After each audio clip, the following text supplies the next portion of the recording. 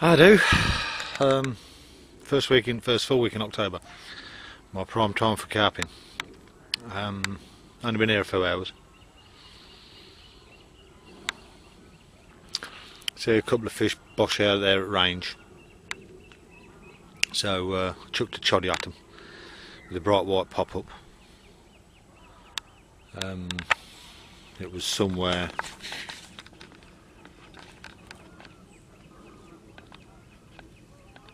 there, just off the edge of that leg in that shadow. We've got one rod just out there on a single 18mm bottom bait with about 100, 150 baits around it. My third rod is just this side of that grebe. Not grebe, coot. In actual fact, I suspect we've been diving on my spod mix.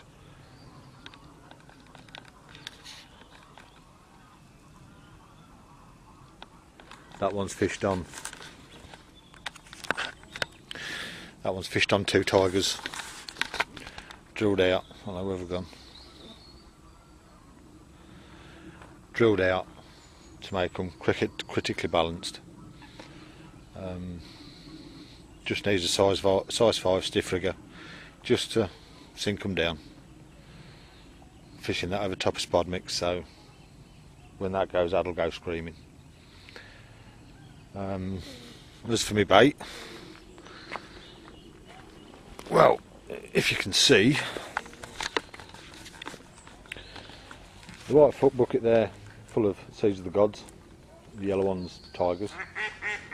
That one there's my spod mix, because I take it out of that bucket, put it in there, add a bit of ground bait just to stodge it up, and so as it don't come out the back of the spod.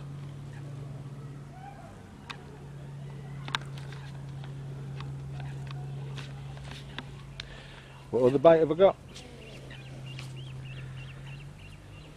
Yes, I know it looks like a pigsty. That black bucket's got 4 kilo of boilies in it. That one there's got about 2 kilos in it now, and then I've got some little red Robin Red Birds foods there, just in case I fancy a change. There's the ground bait bucket. Got various pop-ups with me. Invested in one of these.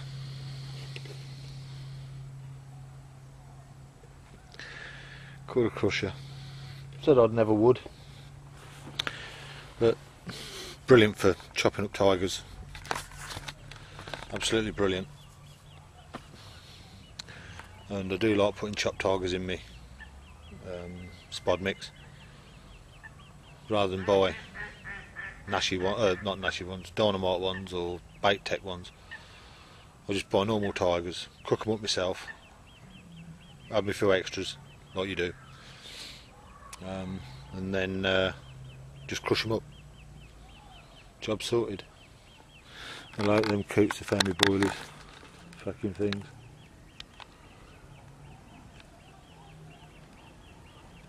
It's about 9 foot deep there.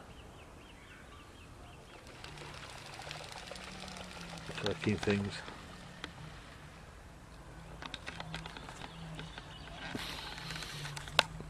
Right, sign off. Speak to you later. Bye.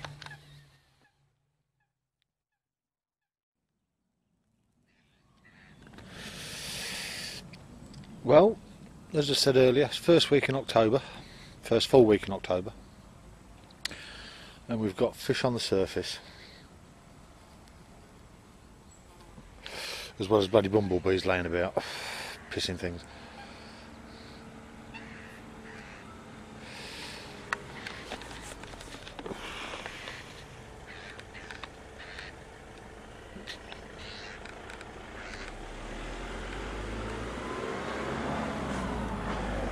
Just there's a fish on the surface. There was a shoal of about 8 or 9 on them out there earlier.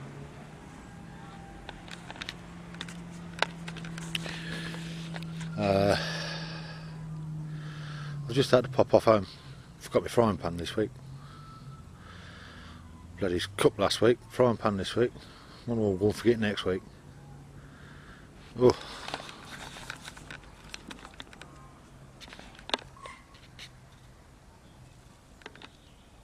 And they are not far off my bait.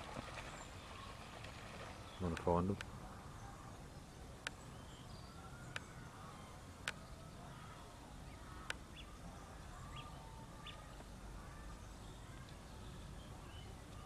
Just out there. In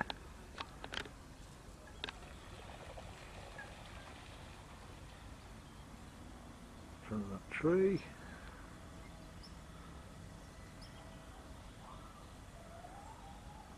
Oh, there they are, I think.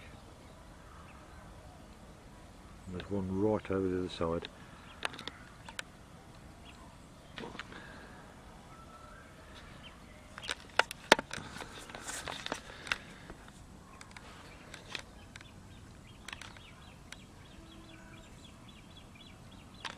So it looks like I've made a good swim choice, although it is a fair old chuck. I'll say fair old chuck, it's only about 80 yards, but we'll have to see. They've got to move in close. Well, saying that, hopefully they'll move in close, and if I'm lucky enough to get one, I'll show you. See you later.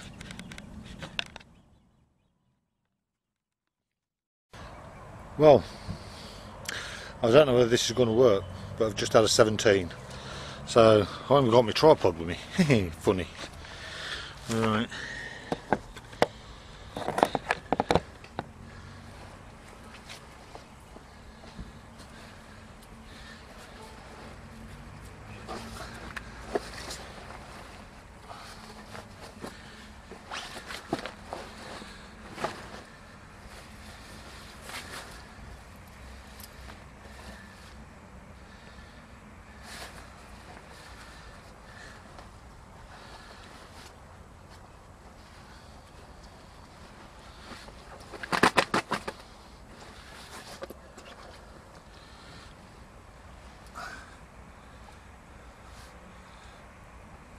There she is.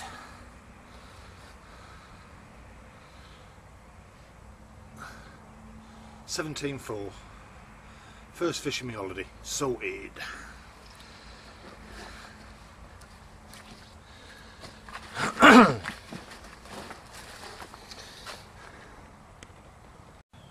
Well, that was a nice surprise. I was just having 40 winks. Screamed off. Picked the rod up. Initially I thought it was a tench, because normally the carp in here scrap well, and that was just going from side to side and kiting and just like a tench. And it wasn't until I got it sort of just a few yards from the bank that I thought, that's a bloody big tench, and popped it in the net and it wasn't a tench. So yeah, hooked right smack in the bottom lip, right in the middle. I could have hauled it from bloody yards away and it wouldn't have come off. So been here 5 hours now. It's 10 past 5. First fish of the session. Always a buzz. Always a buzz. Just hope I'm going to get a few more. Catch you later. Evening, time is 7:15. Been a few fish putting the reds out there. So my choddy, which is that rod, has just been blasted out. Well, I'll say blasted out. Been chucked a lot further than what the other rods are. It's gone about 85-90 yards. Middle rod there, which is where the fish is, just out there, about there. And this rod is just Let's see, where are we? It's just there. That's the one with the spod mix and 2 tigers. Did have an indication on that one. That was more likely just a grebe. Keep calling them bloody grebes, I don't know why, I'm losing my mind. Coot. The sunlight is fading fast.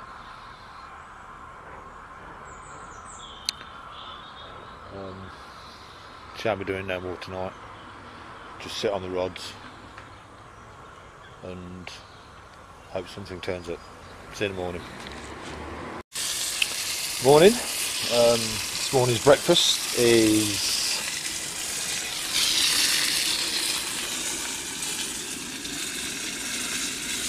a couple of them. Not a lot happened last night.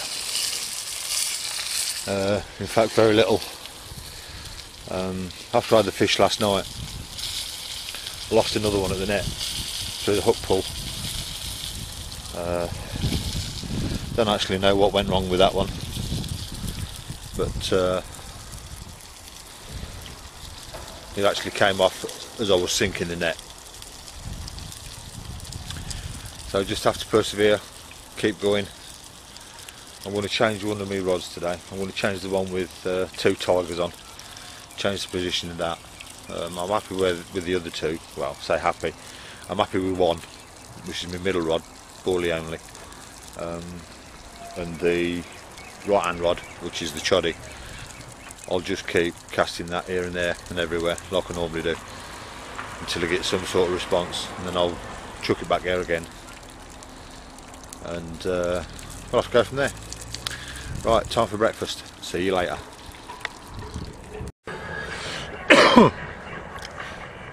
Well, it's 8:25. I've repositioned my left hand rod. It is now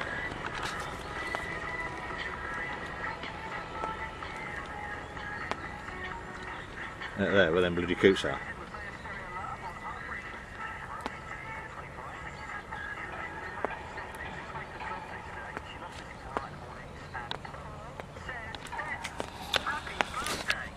Coots on here, soon get on your bait.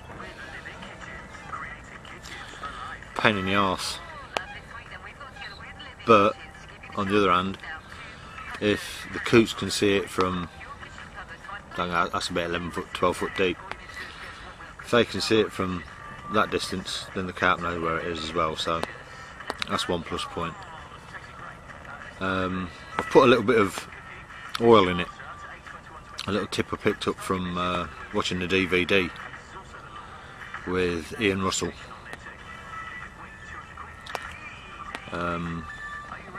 Soon find out whether the fish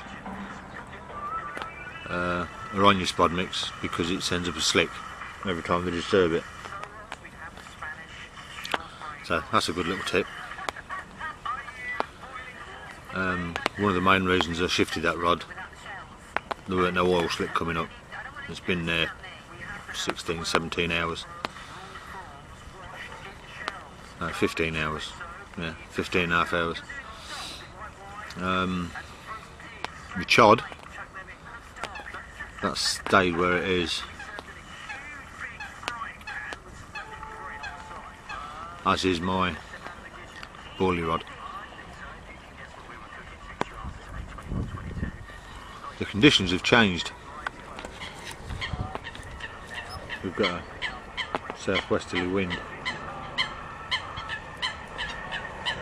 which is pushing the fish up to the other end of the lake. If it stops raining, it's what I'll call wet rain. It's a rain where if you stay out you get bloody wet because you don't realise it. If it was absolutely hawking down, then you'd know not to go out in it. But because it's only fine drizzle, you think to yourself, oh well, I'm not gonna